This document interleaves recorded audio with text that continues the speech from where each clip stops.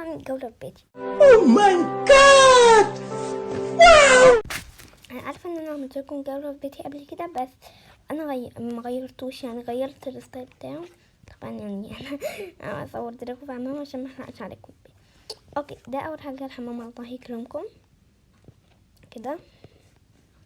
ممكن غيرت فيه شويه حاجات، يعني غيرتوش كله. تمام، دي الاوضه.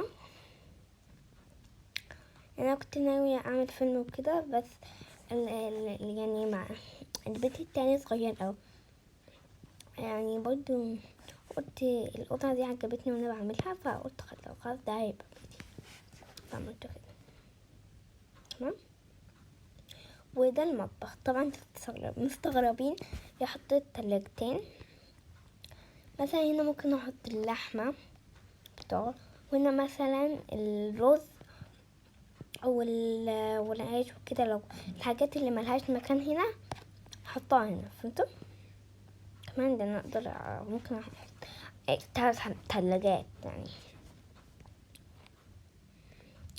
وده هنا حطيت كده، ودول هنا اللي هما دول، هما البتوع دول اللي هما بنستخدمهم في الطبخ عموما، ودول هما السكينة والشوكة والمعلقة، وهنا الطاسة والحلة. ده كده اوكي. وده هنا برضه ممكن يكون نفس الستايل، بس حطيت هنا دي. حبيت اغيرها عشان ده ممكن ان شاء الله يبقى الاستوديو بتاعي، يعني المكان اللي انا بصور فيه، وابقى اتكلم هنا واعمل تحديات هنا وكده مثلا. وهنا دندن صراحة حبيت الزرع جدا، فحطيت هنا كده 3 زرعات.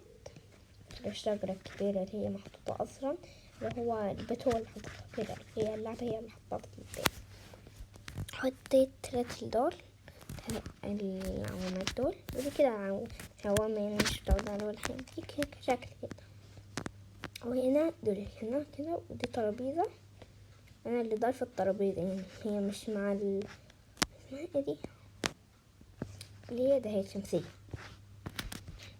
ودي برضه انا اللي ضايفة الترابيزة. وعملت هنا ده نوع ده ونوع ده، يعني لان لو انتوا عايزين تقعدوا هنا اقعدوا هنا، وانتوا عايزين تقعدوا في النوع ده اقعدوا في النوع ده كده. بس انا عارفة ان البيت صغير، وعارفة ان انا كمان ما عدتش بعمل لكم فيديوهات، بس ان شاء الله والله ان شاء الله هعمل لكم فيديوهات احلى واحلى.